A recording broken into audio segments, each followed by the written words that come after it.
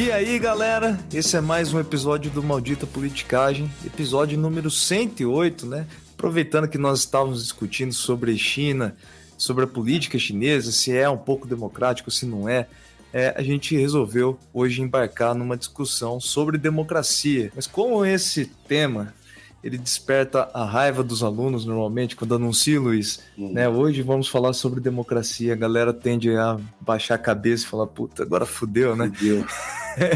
A gente resolveu colocar um título que busca mais a atenção de todos vocês, mas a gente espera que também, né, o conteúdo do episódio chame também a atenção, e para isso eu estou aqui com o nosso querido Luiz Domingos. Tudo bem, Luiz?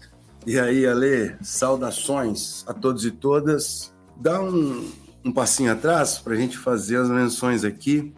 O Pedro Filipac achou a sua resposta à maldição do episódio passado excelente, segundo consta, porque era mais ou menos isso mesmo, né? Não tem como fazer uma crítica de uma democracia que nunca existiu na China, né? Não tem democracia no sentido ocidental. É uma maldição? Não, não é uma maldição. Você disse lá, quem quer escutar, escuta o episódio. E depois o Bin, que esse acho que é a primeira vez que escreve pra gente, disse que é professor... Não é não, hein? Não? Não. Já tinha dado outras mensagens, mas agora ele se apresentou, né? Ah, sim.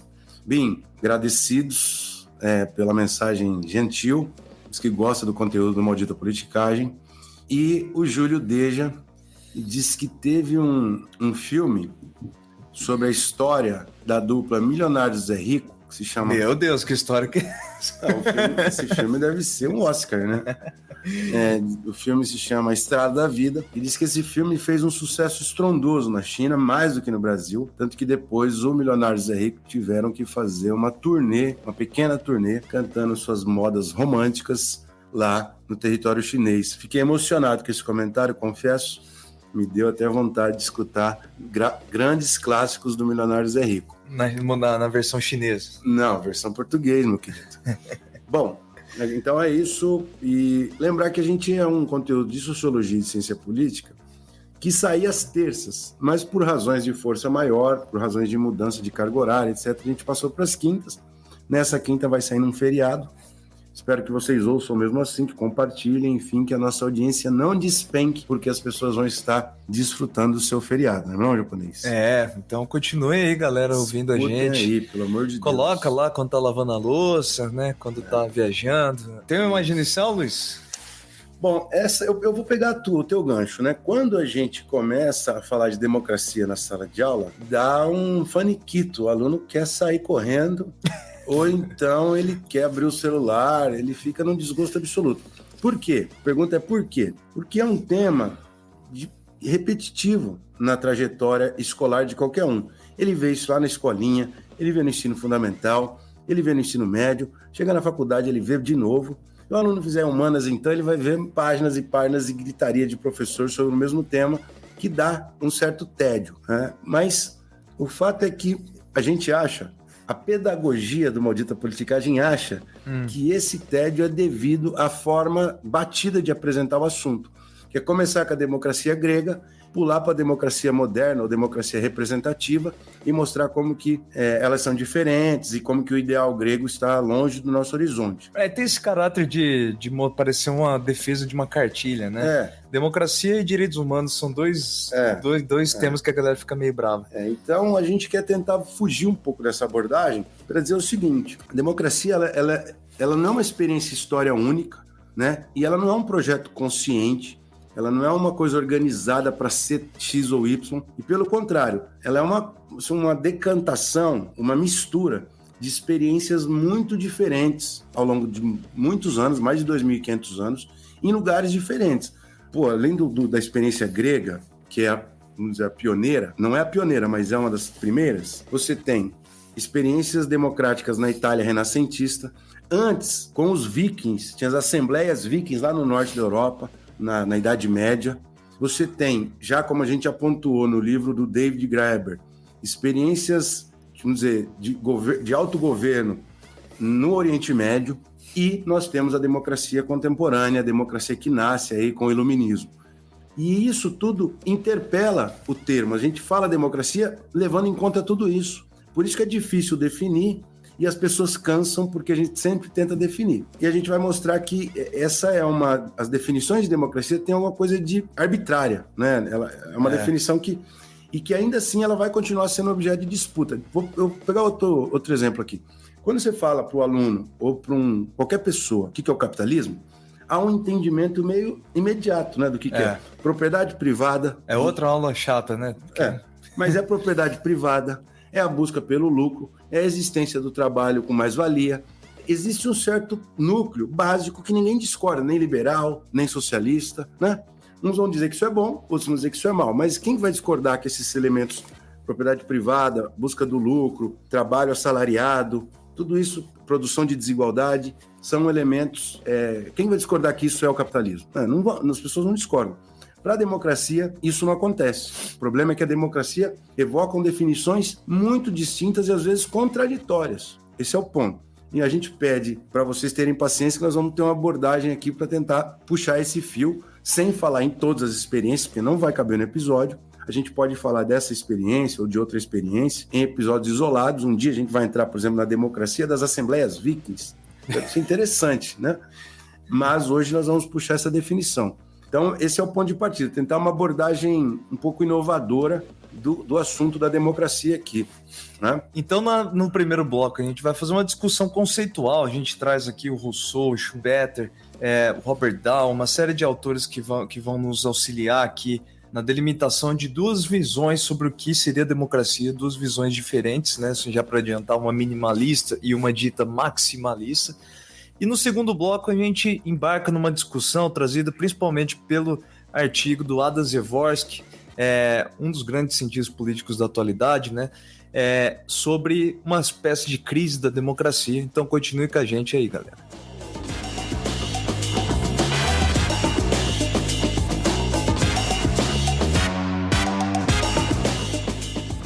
Luiz, eu vou começar com uma pergunta básica. O que é democracia? Bom, como é um termo, vou começar aquelas explicações chatas pra caramba. É um termo polissêmico, multifacetado, patati. Não, deixa pra lá isso aí. Tem que pensar o seguinte, a definição de democracia que marca muito a modernidade, essa época que a gente vive, está chato do mesmo jeito, mas vamos lá. É uma definição que a gente chama de definição clássica. A literatura chama de definição clássica e que tem o seu maior representante, o filósofo Jean-Jacques Rousseau. O Rousseau é o filósofo ali, na época do Iluminismo, século XVIII, que vai pegar toda essa tradição grega, tudo que havia de republicanismo na Itália renascentista, e vai bater no liquidificador e trazer uma definição para a época que ele vivia. E essa definição, portanto chamada de clássica, é a ideia de que a democracia é o governo que é capaz de chegar às decisões que realizam o bem comum da sociedade, certo? Cabendo ao próprio povo decidir através das eleições que se reúnem para cumprir a vontade geral. Então, os dois termos-chave aqui do Rousseau é bem comum, como se qualquer coletividade fosse capaz de ter um norte específico e compartilhado, bem comum aquilo. Então, a sociedade X define que o bem comum dela, num dado período, é a educação. Todo mundo vai perseguir a prioridade da educação. Isso é o Rousseau falando aqui que é a democracia e o governo deve implementar essa vontade do povo que vai ser expressa nas eleições, certo? Para essa visão do Rousseau, tem algumas consequências. O governo, ele é um detalhe. O governo não tem vida própria. O governo só implementa a vontade do povo. Ele é um reflexo direto daquilo que o povo quer, né? O governo não muda aquilo que o povo quer, o governo não sacaneia. É uma crença de que há uma relação de cola assim, entre os representantes e os representados. Segunda característica importante para essa definição funcionar. Os indivíduos têm que ter autodomínio sobre os assuntos públicos. Portanto, um outro filósofo, logo depois do Rousseau, vai dizer que para o regime democrático funcionar, tem que ter salários altos e leitura universal. O John Stuart Mill que diz isso. Salários altos, a sociedade tem que ter uma renda elevada, todo mundo, não pode, portanto, ter uma sociedade desigual, e todo mundo tem que ter habilidades intelectuais, saber ler, saber ver as contas públicas. Então, é um regime altamente exigente. Seria a pretensão, esse tipo de indivíduo, o indivíduo russoniano ou do John Stuart Mill, seria o indivíduo que entra na faculdade de humanas e acha que ele é altamente capacitado para os assuntos públicos. É um indivíduo que sabe falar português, entende inglês, está começando a fazer francês, sabe procurar no portal da transparência, Lê filosofia. lê filosofia, debate respeitosamente e racionalmente na cantina da universidade. Então, os indivíduos dessa filosofia do século XVIII e XIX são os estudantes de humanas, o que os estudantes de humanas acham que são no primeiro e no segundo ano da faculdade, tá bom? Indivíduos ilustrados com os arautos do futuro, né? Nós somos o futuro, vem, vamos embora, que esperar não é, sabe, né? Quem sabe faz, entendeu? Então você tem uma exigência de que as pessoas sejam informadas, intelectualmente capacitadas e altamente uma vida confortável do ponto de vista material. Esses autores falavam muito sobre um tipo ideal, né? De sociedade, de um tipo eleitoral. Eles estão ali na onda do iluminismo, e a crença muito grande na razão. A razão humana seria capaz de levar uma democracia robusta, com alta consciência dos assuntos públicos, e a capacidade, por meio do debate racional, limpar a agenda, falar isso não é prioridade e aquilo outro é prioridade. Pois é. Mas aí a gente, em determinado momento da nossa história, nós chegamos a uma espécie de grupo de autores que traz o pé no chão. Alguns que são contra, né, essa visão pluralista, né, da política, e outros que vão dizer, bom, veja bem, isso pode ser até bonito no papel, mas na realidade isso nunca vai acontecer. Exato. Né? São os autores chamados malditos, não do maldita politicagem, mas aquilo que é a teoria das elites e o próprio pensamento autoritário, que é uma reação ao pensamento iluminista que se dá no final do século XIX e primeira metade do século XX. Muitos desses autores, inclusive, estão na base do movimento fascista. Né? Pois é. Mas não são autores, assim, não é o Olavo de Carvalho. São monstros. São intelectuais, de fato, né? Inclusive, a gente está falando principalmente do Gaetano Mosca e do Wilfredo Pareto, né? Isso. E do Carl Schmitt. O Pareto era um matemático, né? Muito respeitado, enfim, né? Todos eles verdadeiros intelectuais, né? E aí esses caras vão dizer, os autores antidemocráticos, se a gente puder chamar assim, existe uma outra discussão sobre cada um desses autores que daria episódios próprios. Mas vamos colocá-los aqui como os críticos da democracia. Eles vão dizer, isso aí não é nem possível e nem desejável. E aí eles discorrem em suas obras, muitos deles têm mais de uma obra, ali 1910, 1920, 1930, isso não é nem possível, e elencam por que isso não é possível e nem desejável, porque pode levar à tirania da maioria, né? A maioria pode oprimir a minoria, as massas reunidas simplesmente diluem a racionalidade individual. Sim. Então, eles vão com argumentos muito robustos falar, esse ideal russoniano é uma miragem, esquece, tá bom?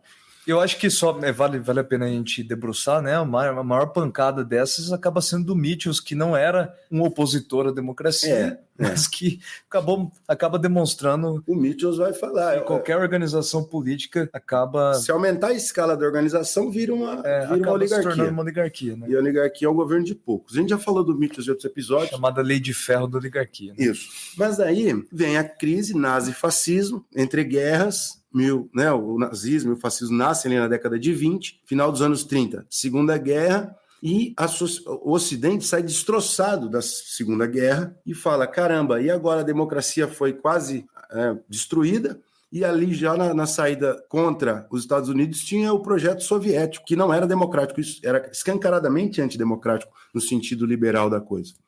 E aí, um autor, um cara que vai parar para botar a bola no chão, e falar, vamos pensar esse debate aqui, e coincidentemente ou surpreendentemente, um economista, Joseph Schumpeter, em 1946, vai fazer um livro que vai mudar para sempre esse debate. Né? E esse é o nosso autor-chave do episódio de hoje, porque o Schumpeter vai tentar tirar a democracia dessa crise que ela se encontrava.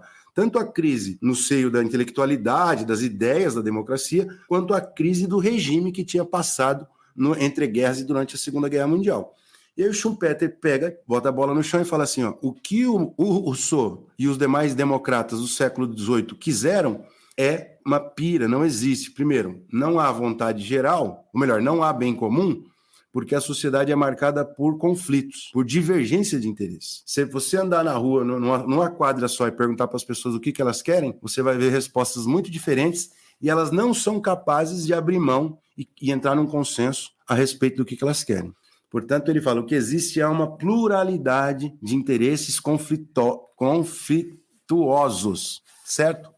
E por isso, a vontade geral também não existe, porque o que existe são vontades individuais e, no máximo, de pequenos grupos. Grupos como partidos, sindicatos, grupos religiosos, etnias, e é isso que marca a sociedade moderna, pelo menos do século XX. Então, o Schumpeter está olhando os Estados Unidos nesse período, está olhando a Europa, está olhando um mundo em que parece um zoológico de interesses diferentes, muito diferentes, e que ele vê como inconciliáveis. Então, o alvo de crítica dele é essa visão do bem comum do Rousseau, e, na minha opinião, ele desfaz isso competentemente, com razão, e ele fala, tá bom, e agora? O que tem no lugar da teoria do Rousseau? Ele fala ele fala a do Pape, a teoria a minha. Qual que é a minha? Ele fala assim, o que o Rousseau queria era demais, era muita coisa, e não cabe mais no mundo contemporâneo. O que eu vou colocar no lugar é uma teoria, diz ele, mínima de democracia. É uma teoria bem pequenininha, que é a democracia deve ser encarada única e exclusivamente como um método de escolher governantes, ou um caminho para formar a elite que vai governar. E isso deve ser feito dentro de certas regras, por exemplo, eleições periódicas, possibilidade real do opositor vencer. Garantidos essas regras desse método, a democracia vai existir. Então, se eu puder fazer, eu sempre penso em metáforas visuais, Alessandro. Ele pega a democracia do Rousseau, que era um transatlântico, que queria muita coisa e muita gente cabia ali dentro, e ele transforma num barquinho e fala, a democracia é só um método para escolher eleitores, e a sociedade vai virar, ou melhor, os grupos em disputa vão tentar ocupar esse barquinho. Perfeito. A cada intervalo. Então, só para a gente sintetizar aqui, né? Nós temos duas visões sobre o que é democracia. Uma, que é uma versão que a gente vai chamar aqui, que aliás, o Zvorsky vai chamar de maximalista, que é a visão de democracia como um sistema social completo, político e social, né? Onde as pessoas têm algum nível de igualdade, as pessoas têm acesso à justiça, as pessoas, enfim, têm liberdade e também têm a possibilidade de participar e de escolher os seus representantes. E uma versão, que é essa que o Luiz acabou de falar, que vem do Schumpeter, né? Uma versão minimalista, dizendo o seguinte, não, a democracia, na verdade, é um método, um processo eleitoral, né, de escolha dos representantes.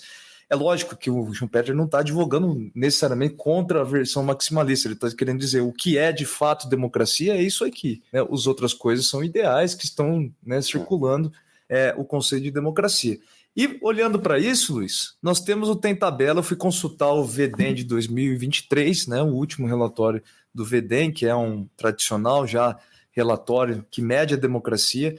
Uma versão, o VDEM utiliza uma visão maximalista, porque ele parte de 5 critérios, né, 5 famílias de critérios, são mais de 90 índices, pequenos índices que eles vão fazendo e depois eles vão agregando, né, que tem lá deliberação, justiça, etc.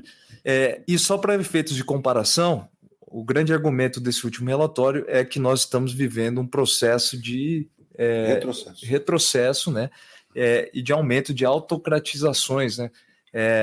Então, processo de autocratas que sobem ao poder. Autocratização é o contrário de democratização. Isso, né? O acúmulo, né, de poder na mão de poucos ou de um governante, né, em vez de ser o governo de todos, né? Bom, em 2003, o VDEM de 2003 apresenta que 35 dos países analisados, todos os países do mundo, estavam em processo de democratização e 18, e esse número pulou, aliás, para 18 em 2023. Então, de 35 em 2003, 18 em 2023, menos países no processo de democratização. O oposto disso, países em processo de autocratização, de acúmulo de poder, né, de autoritarismo também, saiu de 11 em 2003 para 42 em 2023. Veja que assustador, parece que a gente está vivendo o contrário, né? E o índice geral da coisa, né, a população mundial que vive em autocracias em 2003 era de 50% da população mundial e hoje é 71%, ou seja, apenas 29% da população mundial vive em democracias hoje. no mundo.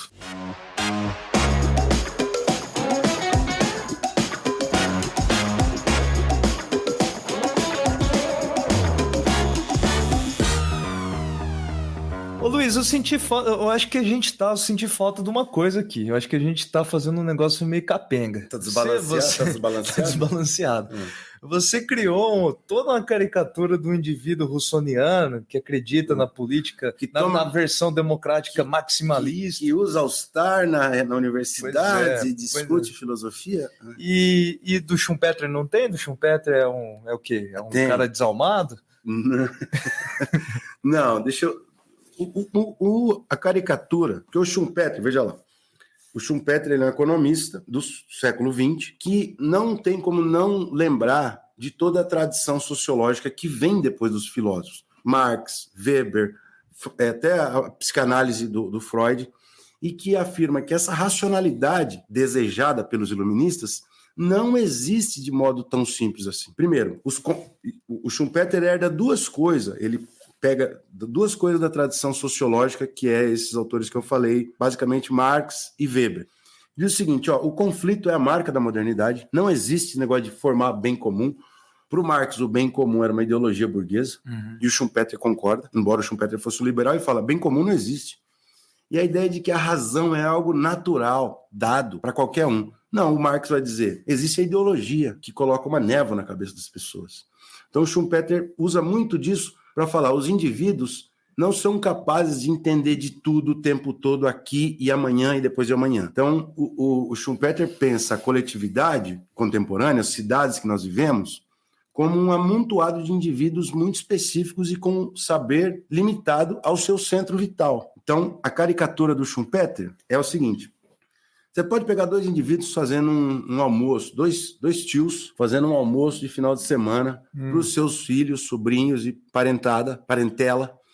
E aí eles estão ali analisando a melhor forma de preparar aquele almoço. Eles têm domínio total disso, dois tios ou duas tias. Como preparar o carvão ou como fazer aquele molho bacana do inverno que está vindo. Como assar o pinhão, que no sul as pessoas comem pinhão. Os tios têm absoluto domínio a respeito da receita do pinhão. E de outras iguarias, né? E aí eles vão desenvolver, mas também tem um jeito de fazer cozido, tem um jeito de fazer sapecado no fogão a lenha. Eles têm amplo domínio sobre esse aspecto. Depois eles vão falar sobre a coleta do lixo daquele almoço. A prefeitura está coletando bem, está coletando mal? Eles também vivem isso muito concretamente. E aí daqui a pouco a conversa segue o seu fluxo errático, ainda mais que eles tomaram ali um Gatorade, tomaram ali um Sprite, eles tomaram alguma coisa ali. Aí chega Lula contra Bolsonaro. Aí eles vão falar assim, mas o Lula quer proibir o pinhão. Entendeu? E aí o outro vai falar, não, mas o Bolsonaro quer vender o pinhão para o Elon Musk. Entendeu?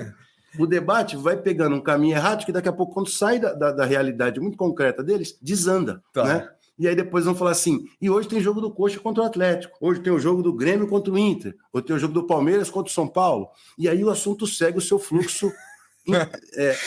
O Schumpeter dizia que a comunidade moderna ela é um comitê impraticável. Sim. De pessoas diferentes, com pensamentos muito diferentes sobre o que é a vida coletiva e o que é o governo, que é uma coisa distante. Tá. Né?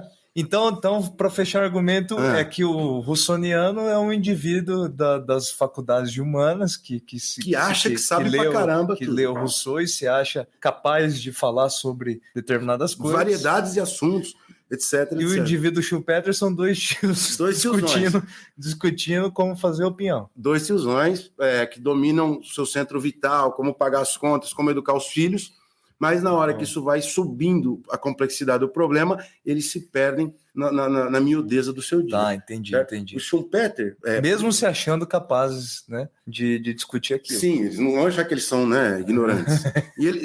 Mas o Schumpeter diria que para os gregos, o indivíduo que sabe muito do seu afazer diário, doméstico, da agricultura, e não sabe das coisas da polis, é um idiota. Para o Schumpeter é exatamente isso. É um indivíduo que não sabe direito das coisas da polis, da governança, e sabe muito do seu dia a dia. Essa caricatura ela é forçada para ficar didático, mas não está em desacordo com o que os caras acham, com o que o Schumpeter acha, não. Ele acha isso mesmo. Pois é. Mais ou menos na linha do Schumpeter, Luiz, vamos agora entrar no Dvorsky, né? Adam Dvorsky, que tem uma série de livros, a gente vai fazer um grande resumo aqui do seu argumento, né? Que ele vai mais ou menos na direção de uma visão de uma democracia mínima, né? Democracia como um método de escolha. E ele, num dos seus artigos mais recentes, né, como defender a democracia, ele vai fazer a seguinte pergunta: defendemos a democracia ou os valores que atribuímos à democracia, né? Com justiça, igualdade econômica, etc. Isso. Então, Você já está entrando no quebra-pau? Já estou entrando no quebra-pau. O quebra-pau é um grande quebra-pau aqui, na verdade, né? Que a gente vai fazer. Então, essa é uma questão que é posta, né? Será que tudo isso que a gente chama de democracia, porque hoje em dia tem nós estamos vivendo um crescimento de grupos de extrema-direita, né? Grupos antidemocráticos. Eu estou usando essa coisa de antidemocrático, mas a gente tem que fazer a pergunta: será que é a democracia que está indo para o ralo? Ou será que são valores, na verdade, que nós sustentamos muito que estão indo para o ralo? Né? São duas coisas que podem ser diferentes. Mas repete a pergunta para eu me concentrar. Defendemos a democracia ou os valores que atribuímos à democracia? Certo. O que você acha? Não, aí que está a grande questão. Aí que está o buraco, filho. Porque é o seguinte, o Dvorsky, depois a gente coloca as referências ali na descrição do episódio, ele diz o seguinte: há um grande debate, essa questão que você coloca não é uma questão de gosto, né? Só de gosto pessoal. É o debate que divide a literatura sobre democracia na contemporaneidade. A literatura que fala que a gente tem que defender só a democracia como um conjunto de regras que são um método para escolher elites, essa turma acha que a democracia, nesses termos, é um bem em si mesmo. Portanto, você deve se agarrar à eleição, à competição justa, alternativas políticas, a um tribunal independente, direito de voto para todo mundo, né? Isso. E é isso. A outra turma que acha que a gente deve defender o método mais os valores por trás da democracia, sejam eles justiça, igualdade econômica, acesso de oportunidades, ou igualdade de oportunidades, essa é a visão maximalista. E essa divisão organiza a literatura contemporânea. Por isso a gente está explicando isso, né? Perfeito. Então, vamos fazer uma discussão agora, né? Eu quero saber se você concorda. Eu vou fazer um breve resumo aqui do argumento do Dvorsky. Segundo ele, né, nós temos grupos de extrema-direita que sabem jogar dentro das linhas, inicialmente, no primeiro momento, sabem jogar dentro das linhas da democracia, e que conseguem, eventualmente, ainda assim, atacar, né, grupos minoritários, né, fazer pautas anti-Europa, anti-imigração, anti-religião, anti um monte de série de coisas, restringir, né, o direito de minorias dentro de regras institucionais. Sim. Democráticas, né? Você concorda com o argumento do Dvorsky de que isso só pode ser solucionado se a gente tiver uma reforma ampla das instituições, já que, segundo o Dvorsky, a grande falha que hoje nós temos na democracia, para a manutenção da democracia, é que nós temos desequilíbrio gigante, uma ineficiência gigante das instituições, tendo em vista que temos bilionários, né, uma desigualdade enorme, e instituições que não conseguem manter a qualidade de vida da população a longo prazo, vista essa desigualdade. Então, já que nós temos esses grupos de extrema-direita que parecem trazer respostas imediatas, né, aos problemas, que conseguem angariar força popular, e na maior parte dos casos analisados aqui, né, maioria dos votos mesmo, né? O que ele está falando é que a extrema-direita, por si só, não é uma ameaça à democracia em qualquer canto do mundo. Ele disse que nos Estados Unidos com Trump, sim. No Brasil com Bolsonaro, sim. Na Hungria com Erdogan, sim. Por quê? Porque esses governos eles estão mexendo nas regras para se perpetuar no poder e bloquear o acesso de outros grupos ao governo. Ele chama de populismo delegativo em alguns momentos. São populismos que querem eliminar a competição e a alternância de poder. Na Europa Ocidental, e o caso que ele mobiliza é a Giorgia Meloni, é isso? Da Itália, ela está fazendo leis anti-imigração, anti-minorias, tudo dentro das regras democráticas, e não fez mudança nas regras ainda para se perpetuar no poder a ponto de bloquear o acesso de outros grupos durante o próximo ciclo eleitoral. O Brexit também pode entrar num exemplo desse. Foi feito dentro das regras. Foi feito totalmente dentro das regras democráticas. Então você tem medidas que são antiminoritárias, são autoritárias, no sentido de que dificulta o convívio com o outro, né? Dificulta o pluralismo político, mas não são antidemocráticas no sentido minimalista, porque não viola aquelas regras muito enxutas definidas pelo Schumpeter e pelos autores que complementam o Schumpeter. Então ele diz que é preciso, porque há muito ruído, muito barulho na internet de que qualquer extrema-direita é uma ameaça para a democracia. Ele fala, não, existem extremas-direitas que sim, sobretudo na Europa do Leste e na América e na Europa Ocidental, essa extrema-direita ela é mais apegada aos procedimentos rígidos da democracia liberal. É isso que ele está dizendo. Só que ele fala, por que esses grupos estão aparecendo e por que nesses casos, Estados Unidos, Brasil, Argentina, no leste europeu, essas democracias estão em risco, porque elas não estão provendo determinados bens para as pessoas. E o que é isso? Basicamente, conforto material, bem-estar material. E aí ele vai problematizar por que as democracias não estão provendo, não estão garantindo isso. Então, a pergunta é, né? Ele advoga a favor de uma reforma grande dessas instituições, né? Como forma de tentar evitar essa grande desigualdade social de bens materiais, etc. Você acha que é esse o problema? Eu acho que ele tem um machado, num outro trabalho um machado muito famoso, que a partir de uma determinada renda média, um PIB per capita médio, que eu não me lembro, acho que era, sei lá, tem que procurar esse número, nenhuma democracia entrava em crise. E que as crises democráticas só ocorriam em países que tinham uma média, uma renda média, abaixo de um determinado valor. Portanto, o mal-estar econômico o principal fator que leva ao apelo a líderes autoritários, como, por exemplo, Bolsonaro ou Trump. Esse é o argumento dele. E se as democracias não estão sendo capazes de oferecer melhora material para as pessoas, aí ela precisa passar por reformas. Esse é o ponto dele. Então, não fuja da pergunta, Luiz Domingos.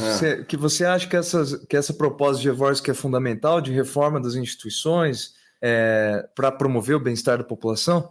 E você tá de palhaçadinha, porque nós não discutimos isso no roteiro. É só para sair do roteiro pouco aqui. Mas eu acho que uma das preocupações dele é que a desigualdade econômica é um fator que gera uma democracia disfuncional e não efetiva.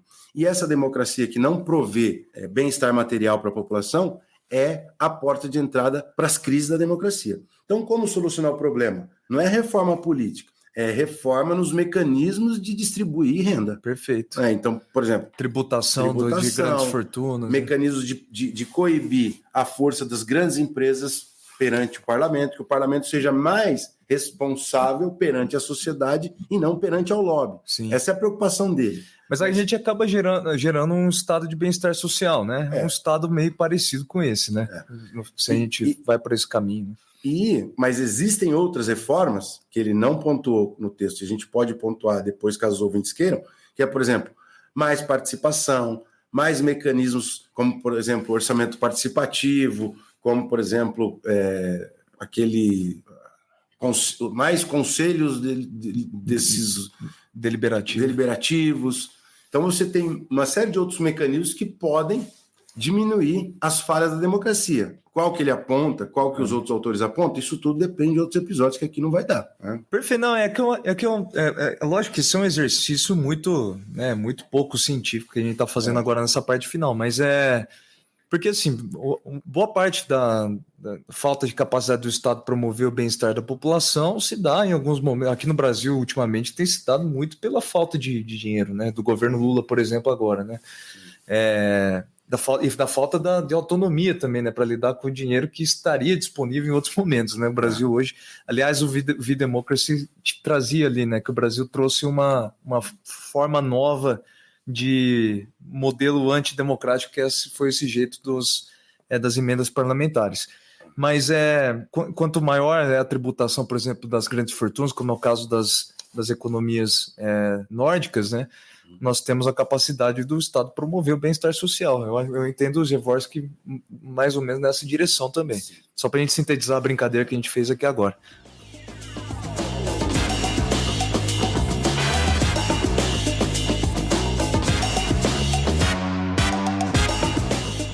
Então, nós demos volta, caricaturizamos, fizemos uma salada louca aqui, vamos tentar dar uma organização final. E a pergunta é a seguinte, Alessandro: a democracia, ela deve ser vista como um bem em si mesmo, um fim em si mesmo, portanto, eleições periódicas, competição entre partidos, liberdade de escolha por parte do eleitor, tribunais independentes para julgar os excessos dos competidores, partido A, partido B, ou a democracia deve ser um meio para realizar fins mais nobres, como a justiça, a equidade, a igualdade e assim por diante. Então, é a pergunta central aqui, né? Boa, foi boa essa maldição. Essa pergunta a gente vai ter que voltar a ela em outros episódios. Porque eu acho que, só para a gente orientar aqui o nosso ouvinte, né?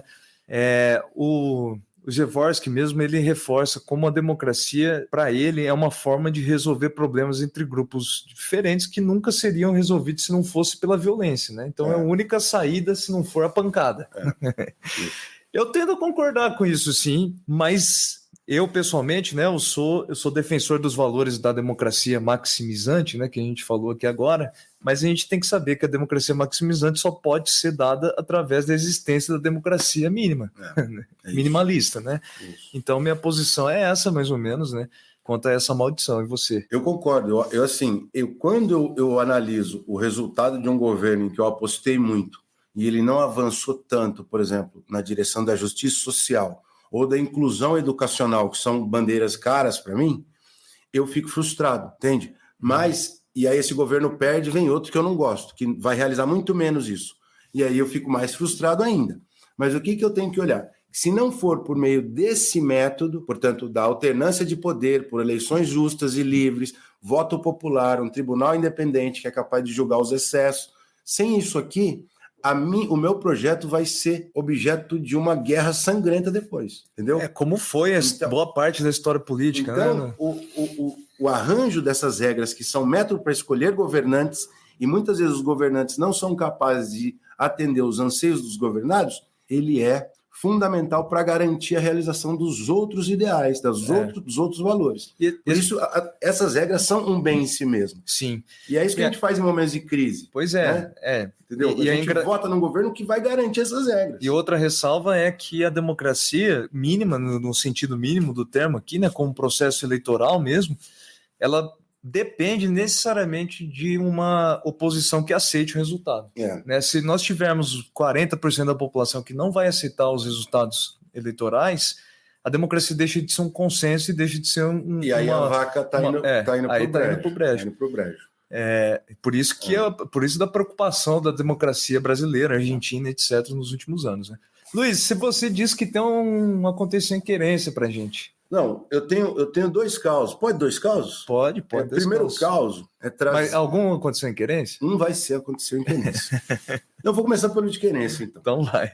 Lá, antes tempo, quando a gente teve a eleição da Dilma, a reeleição da Dilma em 2014 e o impeachment em 2015, aquele entendimento do que foi o impeachment pela classe política e pelo apoio, a adesão que chegou a 70% das pessoas a favor do impeachment no Brasil, era um baixo entendimento do que era esse conjunto de regras. Porque queria sacar Dilma, não importava o motivo. E eu tenho ainda, um amigo médico que falava isso. Se o povo não está satisfeito, tira ela de lá. Só que fazia um ano que ela tinha sido eleita. E, portanto, não havia um entendimento básico de que essas pessoas perderam a eleição e precisavam esperar 4 anos. Então, muito do que foi o apoio ao impeachment era um mau entendimento desses procedimentos básicos da democracia. E como a gente viu lá, o impeachment foi a porta de entrada para uma série de problemas, inclusive para a chegada do Bolsonaro depois. Essa é uma história de um amigo meu, gosta muito de política, sempre gostei de debater com ele, mas mostrava que um tilt na cabeça dele, que não era capaz de entender direito a regra básica da democracia. O segundo caso, pode, trazido pelo próprio Przeworski, que diz o seguinte: nessa discussão, se a democracia são regras que elas próprias são um valor, e outros valores, como, por exemplo, a igualdade, a justiça, patati, ele fala que a Polônia, em 2023, tinha um candidato à reeleição francamente autocrata, que queria fechar o regime e diminuir a competição política. É o irmão gêmeo lá, né? E aí, todo um espectro de partidos de posições diferentes no espectro ideológico, partidos de esquerda, de centro-direita, fizeram uma grande frente para enfrentar esse candidato autocrata. Só que dentro dessa galera que fez essa grande frente, a grande questão que dividia esses partidos era o aborto. Então você tinha partido de direita contra o aborto e partido de esquerda a favor do aborto. O que eles fizeram? Deixa quieto, fala baixo e vamos disputar o direito de ter eleições subsequentes, futuras. E aí, depois, quando a gente garantir as regras básicas, a gente disputa o direito ou não do aborto por parte das mulheres. Mas esse é um filme que se repete, né? Aqui no Brasil também, né? Então o que você tinha falado. Sem garantir as regras básicas, aqueles ideais maiores ficam em risco, sob risco. Entendeu? Perfeito. Pô, essa da Ucrânia, da Polônia veio de vereda aqui na hora. Eu tinha separado aqui nas anotações. Aqui. É verdade, eu apaguei aqui agora, rapaz. E o luta de gostos estranho isso aqui. Mas não vamos fazer luta de gostos. Você gosta da democracia ateniense ou da democracia dos vikings? Não, você fez aqui uma luta de gostos baseado na nossa imagem inicial lá. Em homenagem ao Júlio Deja, nós temos uma pergunta que... Eu vou fazer a pergunta para você e para os nossos ouvintes, já que eu não tenho a menor condição de opinar. Vai. Você prefere o milionário José Rico que você falou lá no começo ou você prefere, segundo você mesmo escolheu, João Mineiro e Marciano, que segundo o Luiz Domingos é uma comparação plausível de ser feita? Claro que é. Tem outros possíveis. Não, são gigantes da música popular brasileira, em primeiro lugar. É muito difícil, é que nem Caetano e Gil. O que é melhor, Caetano e Gil? É um dilema eterno. Cada dia que você acorda vai ser uma opinião para um, outro dia para outro. Então, se tá chovendo, é milionário. Se tiver com sol, é João Mineiro. Você pode colocar na radiola que não vai ficar ruim, vai agradar de qualquer jeito. Entendi. Mas, já que nós temos que tomar uma decisão, não podemos ficar em cima do muro, eu cravo Milionário Zé Rico na data de hoje, dia 28 de maio de 2024. Amanhã é possível que eu mude. Mas hoje, Milionário Zé Rico. Você ia oferecer para algum amigo seu aí que eu cortei aqui? Não lembrou de ninguém agora? A turma de querências tem opinião contundente sobre isso, opinião formada e cristalizada. Então, galera de querência, opinem aí se vocês preferem Milionário de Zé Rico. Mas tem urbanos aqui que escutam também, a exemplo do Júlio Deja, que é um vasto conhecedor da cultura popular caipira brasileira. E você? Eu não tenho. Não, para mim, de quem vem de fora, muito de fora isso, né? Milionário é muito mais popular do que João Mineiro e Marciano. Nunca ouvi falar em João Mineiro e Marciano na minha vida, né? Mas é verdade. Se vocês procurarem aí no Wikipedia, deve estar escrito João Mineiro e Marciano é uma dupla sertaneja de querência do norte. Não. São do Brasil. Hein? E o que você acha que é mais famoso? Milionário Zé Rico ou Mato Grosso e Matias? Milionário. Então Milionário Zé Rico é campeão. Mato Grosso e Matias. Não, Mato Grosso e Matias eu já tinha ouvido falar. Famoso. E Gino e Geno? O Gino e Geno também já tinha ouvido falar. Quem que é o autor de Bote Azul? Não sei. Mas muita gente canta. Todos eles já devem ter cantado. Sim, toda dupla sertaneja. Eu não sei de quem é a autoria. Agora, você sabe que tem uma dupla um pouco abaixo dessas, no panteão dos grandes, que se chama Teodoro e Sampaio, que é uma homenagem. Fala o que é uma homenagem. Não sei. Há uma cidade do interior paulista que se chama Teodoro Sampaio. Então, eles pegaram um nome composto, quebraram e transformaram em Teodoro e Sampaio. É uma cidade ali perto da divisa com o Paraná. Do interior de São Paulo. Conhece? Já passei por lá, em direção a Dracena e outros mais lá do interior paulista. Então é isso, né? Acabou, né? Já estamos embarcando para outras. Saímos da Grécia Antiga e chegamos no interior paulista. Então, abraço, Aristóteles. Então, Então é isso, Luiz. Tem algum aviso pra gente encerrar ou não? Não, então, lembrar que os episódios estão saindo às quintas. Lembrar que esse é o Maldito Politicagem, um episódio de política e cultura. Educacional, de ciências sociais, de ciência política, de palhaçada, rapaz. Era um conteúdo que sai às terças, está saindo às quintas. A gente precisa avisar os ouvintes, alguns ouvintes não ouvem mais porque não vê mais às terças. Fala que está saindo às quintas. E se você gostou, vai ali e coloca 5 estrelas no Spotify. Isso é muito importante para engajar o conteúdo da gente. Além do mais, como nós somos pessoas que não temos patrocínio das Big Techs, dos tubarões da comunicação, nós precisamos contar com o apoio abnegado dos nossos ouvintes. Então, se você gostou e acha que esse projeto merece continuar e tem uma sobrinha, vai lá no apoia.se/maldita politicagem e ajude a gente com uma pequena doação, que isso é fundamental para arcar com as despesas dessa geringonça. Você abandonou o Caraminguá, né? Um abraço, galera. Não deixa.